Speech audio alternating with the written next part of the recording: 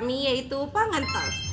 Di episode kali ini kami akan membahas topik yang sangat penting dan menarik, yaitu tentang diversifikasi pangan khususnya pada tanaman sorghum sebagai alternatif sumber pangan. Bersama saya Desmita Alicia Putri dan teman-teman saya Sofia Amanda yang siap membahas bagaimana sorghum menjadi andalan di masa depan.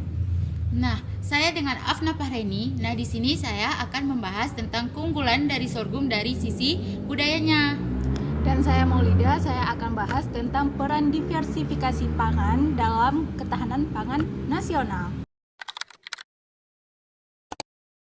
Oke teman-teman, di sini kita bahas dasarnya dulu ya. Kenapa sih diversifikasi pangan itu sangat penting? Karena diversifikasi pangan itu sangat penting karena kita itu mengkonsumsi beras sebagai makanan pokok. Padahal ada banyak jenis makanan pokok lainnya loh, seperti singkong, jagung, dan juga tentunya sorghum. Nah benar, makanya kenapa sorghum itu penting.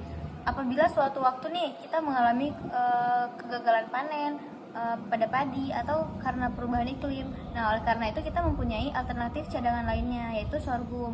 Nah, oleh karena itu diversifikasi pangan ini juga dapat mencegah krisis pangan. Nah, selanjutnya nih kita akan membahas si bintang utamanya, yaitu sorghum. Sebenarnya apa sih itu sorghum? Nah, sorghum itu adalah tanaman serealia yang kaya akan karbohidrat dan dia tahan terhadap lahan kering. Nah, tanaman itu cocok loh untuk lahan-lahan marginal yang ada di Indonesia. Dan sorghum ini juga enak loh dan dapat diolah berbagai macam makanan.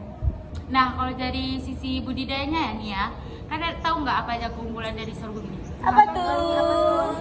Nah, kalau dari sisi keunggulannya nih ya, kalau sorghum ini tuh dia siklus tanamnya pendek daripada si padi. Nah, sorghum ini tuh juga dia tuh tahan hama. Selain tahan hama, dia itu juga tahan curah hujannya itu rendah kayak gitu. Berarti dia cocok di lahan kering kan? Iya. Bahkan di beberapa daerah, sorghum sudah jadi bahan pokok alternatif. Kalau dikembangkan serius, sorghum itu bisa mengurangi impor gandum juga loh. Nah, kalau dibandingkan dengan padi sendiri nih ya, sorghum ini menang di bagian mananya aja sih? Kalau kita lihat nih ya, kalau dari sisi efisien airnya nih, si sorghum ini juga unggul. Yang mana kalau dibandingkan dengan padi ini kan kita tuh lebih banyak air ya, harus membutuhkan banyak air dibandingkan dengan sorghum. Nah, kalau sorghum ini walaupun dia tidak banyak air, sorghum ini tuh tetap tumbuh di lahan yang kering. Nah, ini penting banget buat adaptasi terhadap perubahan iklim gitu guys. Dari nilai gizinya sorghum ini juga oke banget loh. Yang pertama dia tinggi serat, bebas gluten, memiliki nilai indeks glikemik yang rendah. Jadi sorghum ini cocok banget buat penderita diabetes.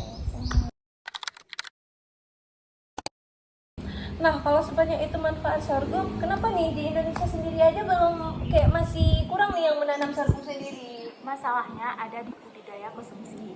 Masyarakat belum terbiasa mengonsumsi sorghum itu sendiri. Terus di sisi pasar juga belum terbentuk.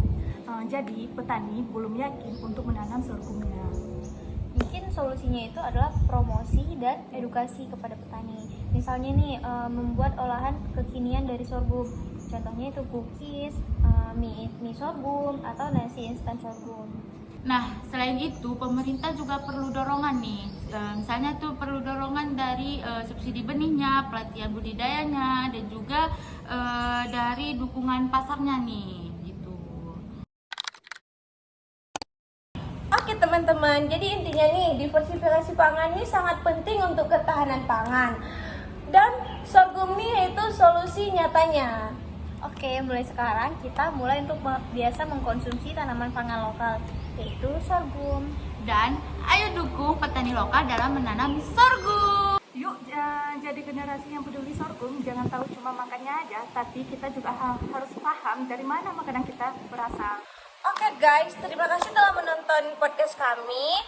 Sampai jumpa di podcast kami selanjutnya.